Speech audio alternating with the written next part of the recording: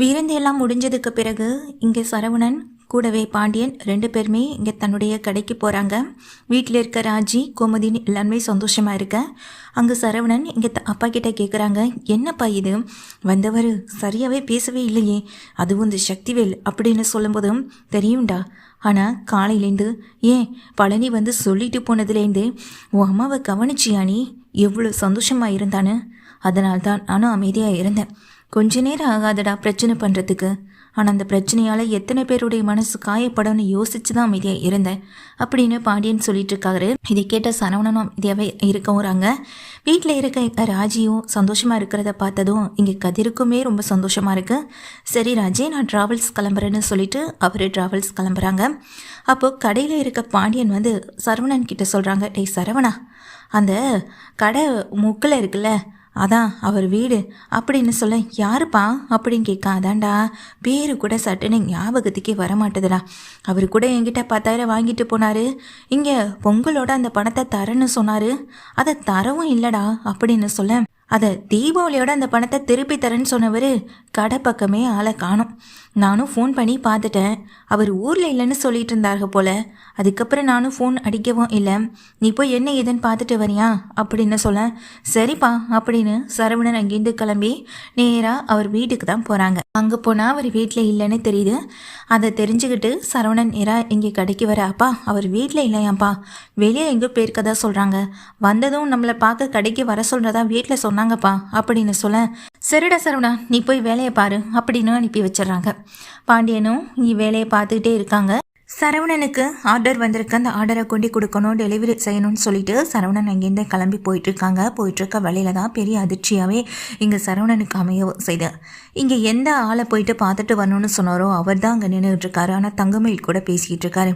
என்ன தங்கமயில் கூட இவருக்கு என்ன பேச்சு, ஒருவேளை எதுவும் தெரியலை போல் இவருக்கு, அதனால தான் பேசிக்கிட்டு இருக்காரோ என்னவோ அப்படின்னு நினச்சிட்டு பக்கத்தில் போகிறாங்க. பக்கத்தில் போன சரவணனுக்கு அப்போ தான் அவங்க பேசிக்கிட்டு இருக்க விஷயமே நல்லா தெரியுது.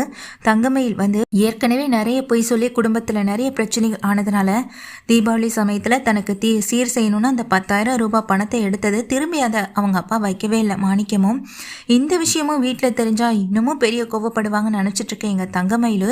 அவங்க கிட்ட வந்து கெஞ்சுறாங்க, தயவு செஞ்சு இந்த பணத்தை எங்கள் அப்பா தான் வாங்கினாருன்னு நீங்கள் யார்கிட்டையும் சொல்ல வேணாம் ப்ளீஸ், எனக்காக நீங்கள் இதை செஞ்சே ஆகணும், நான் அந்த பணத்தை எப்படியாவது திருப்பி கொடுத்துட்றேன், அதுக்கு பிறகு நீங்கள் அந்த பணத்தை கொண்டு கொடுத்தா போதும் அப்படின்னு சொல்ல, என்னம்மா இது, அன்னைக்கு பாண்டியன் கடையில் இல்லைன்றதுக்காக சம்மந்தின்னு அந்த பொறுப்பை உங்ககிட்ட கொடுத்துட்டு போனால் இப்போ அந்த பணத்தை திருப்பி கொடுக்கல, இப்போ கையில் பணமும் இல்லைன்னு சொல்கிறீங்க, எப்படி உங்களால் அந்த வீட்டுக்கு துரோகம் செஞ்சு முடியுது? இப்போ தானே தெரியுது பாண்டியன் குடும்பத்து மேலே எந்த தப்பும் இல்லை, உங்கள் குடும்பம் பண்ணுற அலப்பறை தான் தாங்க முடியலை, இப்படியே அந்த குடும்பத்துக்கே தெரியாமல் பணத்தை திருடி இருக்கீங்க அப்படின்னு அவர் கண்டபடி தங்கமேல திட்ட, தங்கமேல் கையெடுத்து கும்பிட்டு அழுதிட்டு இருக்காங்க அவர்கிட்ட. அவருமே தங்கமயில பார்த்து, இங்கே பாருமா, என்னாலெல்லாம் இந்த விஷயத்தில் உதவி செய்ய முடியாது, அப்போ பாண்டியன் என்னை பற்றி என்ன நினச்சிப்பாரு, அவருக்கும் எனக்கும் இப்போ இருக்க பழக்கம் இல்லை, ஆரம்ப காலத்துலேருந்து நிறைய பழக்கம் இருக்குது, அதை நான் திருப்பி தரேன்னு சொல்லிட்டு தான் கொண்டு வந்து கொடுத்தேன், அப்போ அவர் என்னென்ன நினச்சிட்டு இருந்திருப்பாரு அப்படின்னு சொல்லி அவர் பேசும்போது அதை கேட்டுட்டு சரவணன் அதர்ந்து போயிட்டு பக்கத்தில் வராங்க. பக்கத்தில் வந்து சரவணனை பார்த்ததும் அவருக்கே அதிர்ச்சியாக இருக்குது. இல்லை தம்பி, நான் என்ன சொல்கிறேன்னா, தெரியுங்க நீங்கள் பேசிக்கிட்டு இருந்ததை கேட்டேன், நீங்கள் கரெக்டாக அந்த பணத்தை அப்பாயிட்ட கொடுக்க சொல்லி கொடுத்துருக்கீங்க, ஆனால் வாங்கினவங்க அதை ஆட்டையை போடணும்னு நினச்சிருக்காங்க, அதானே நடந்திருக்கு, நான் இதை அப்பாட்ட சொல்லிக்கிறேன், நீங்கள் கிளம்புங்க அப்படின்னு சொல்ல, சரிங்க தம்பி அப்படின்னு அவர் அங்கேருந்து போக, மாமா வந்து அப்படின்னு சொல்ல, தெரியும்டி உன் குடும்பமே சரியான திருட்டு குடும்பம் தானே, அன்னைக்கு உங்கள் அப்பா மேலே ஒரு பழி போட்ட உடனே கோவத்தில் என்னென்னமோ பேசினேன், கடையில் இருக்க பணத்தை எடுக்கிறாரு பொருளை எடுக்கிறாருன்னு சொன்னப்போ அப்படி தான் என்கிட்ட சண்டைக்கு வந்த, இப்போ தெரியுதா உன் அப்பா யாருன்னு, அதானே உன்கிட்ட சொல்லி என்னாக போகுது, நீயும் உங்கள் அப்பனும் சேர்ந்து தானே இந்த வேலையை பார்த்துருக்கீங்க, கூட்டு களவாணிங்கடி, மொத்த குடும்பமும் கூட்டு களவாணிங்க அப்படின்னு சொல்கிறாங்க.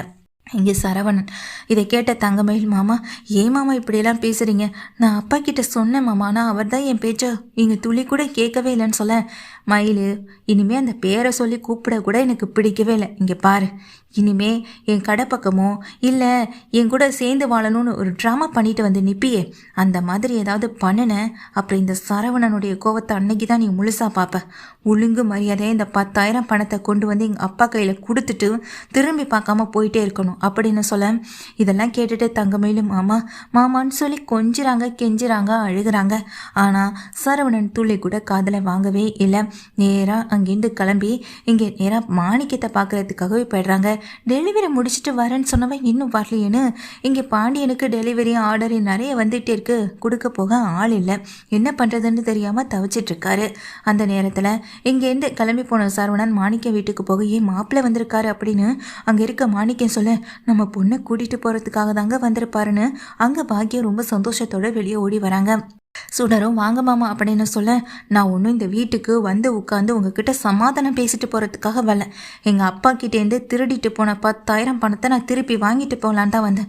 உங்கள் குடும்பத்தெல்லாம் நம்பினா அந்த பணம் என் கைக்கு வராது, இப்போ தான் நான் மயிலை பார்த்தேன் அப்படின்னு சொல்ல, இதை கேட்ட உடனேயே தங்க மயிலை நினச்சி பாக்கியம் கோவப்பட்டாலும் ஒரு பக்கம் இங்கே மாணிக்கத்தை நினச்சி இன்னும் அதிகமாகவே கோவம் வரவும் செய்து, 10,000 பணத்தை இல்லை மாப்பிள்ள அது வந்துன்னு சொல்ல, என்ன இல்லை, அன்னைக்கு கடையில் கொண்டு வந்து கொடுத்த பணத்தை யாருக்கு தெரியாமல் எடுத்துகிட்டு வந்து எங்களுக்கே அந்த சீரை திருப்பி செஞ்சுட்டு இப்போது பணத்தை கேட்டால் என்ன கொடுக்க முடியாதான்னு சொல்லி கேட்க, அது என்ன திடீர்னு இப்படி வந்து பணத்தை இவர் தான் எடுத்தாரு, இவர் தான் அதை செஞ்சாரு அப்படின்னு சொல்லிட்டு இருக்கிய, ஆமாம் இவர் தான் எடுத்தாருன்றதுக்கு என்ன சாட்சி அப்படின்னு சொல்லி இங்கே பாக்கியம் கேட்க, கொடுத்தவரே உண்மையை சொல்லிட்டாரு, இதுக்கு மேலே வேற என்ன சாட்சி வேணும், அதே மீறி சாட்சி வேணும்னா எங்கள்கிட்ட சிசிடிவி ஃபுட்டேஜ் ஆதாரம்னு பக்கத்தில் இருக்க கடைகள்லேருந்து எடுத்து கொடுக்க முடியும், அப்படி எடுத்து கொடுத்தா போக வேண்டிய மானம் உங்களுக்கு தான் போகும், அதில் ஒன்றும் எங்களுக்கு எந்த பிரச்சனையுமே இல்லை அப்படின்னு சரவணன் சொன்னதுமே பாக்கியம் வாயை மூடிட்டு நிற்கிறாங்க.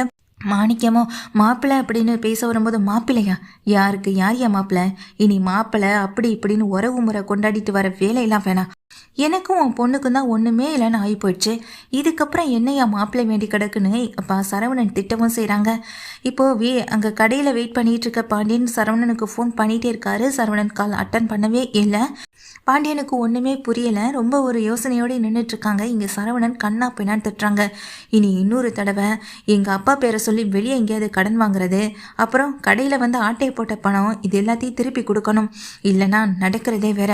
அன்னைக்கு எங்கள் அப்பா போனால் போகுதுன்னு உங்கள் மேலே கம்ப்ளைண்ட் கொடுக்காம விட்டுட்டு வந்திருக்கலாம், ஆனால் உங்கள் மேலே இறக்கப்படுறதுக்கு இன்னைக்கு எதுவுமே இல்லையே, சொல்லப்போனால் என் வாழ்க்கையை அழித்த குடும்பமே நீங்கள் தானே, உங்கள் மேலே இந்த ஒரு கம்ப்ளைண்ட் போதும், கொடுத்தா என்ன ஆகும்னு கொஞ்சம் யோசிச்சு பாருங்க அப்படின்னு சொல்லு, முதல்ல உங்கள் மேலே கொடுத்த கம்ப்ளைண்ட்டுக்கு கோர்ட்டில் பதில் சொல்லுங்கள் அப்படின்னு நிற்கிற பாக்கியம் தின்னாவட்டா பதில் சொல்ல, கோர்ட்டில் பதில் நாங்கள் சொல்லிக்கிறோம், எப்படியும் எங்கள் குடும்பத்து மேலே எந்த தப்பு இல்லைன்னு எங்களால் நிரூபிக்க முடியும், ஏன் தப்பு செஞ்சதா பொய் சொல்லி வாதாடுற உங்களுக்கே அவ்வளோ தைரியம் இருக்கும்போது உண்மையை சொல்லி அந்த கோர்ட்டில் வந்து நிற்கிற எங்களுக்கு எந்த தைரியமும் இல்லாத போயிடுச்சுன்னு நினைக்கிறீங்களா அப்படின்னு கேட்டதுமே பாக்கியம் அப்படியே அதிர்ந்து வாயை பழந்துட்டு நிற்க, இதுதான் கடைசி, இதுக்கப்புறம் என்னை தேடி இந்த தங்கமேல் வரதோ இல்லை எங்கள் கடைக்கு வரதோ வீட்டுக்கு வரதோ ஃபோன் பண்ணுறதோ இது எதுவுமே இருக்கக்கூடாது, அப்படி அதையும் மீறி இருந்துச்சுன்னா அப்புறம் நான் எடுக்க வேண்டிய முடிவை எடுத்துட்டேன், இதுக்கப்புறமும் இன்னொரு முடிவை எடுக்க வேண்டியது இருக்குன்னு சொல்லி சரவணன் மிரட்ட, பாக்கியமும் மாணிக்கமும் வாயை பிளந்தபடி நிற்கிறாங்க.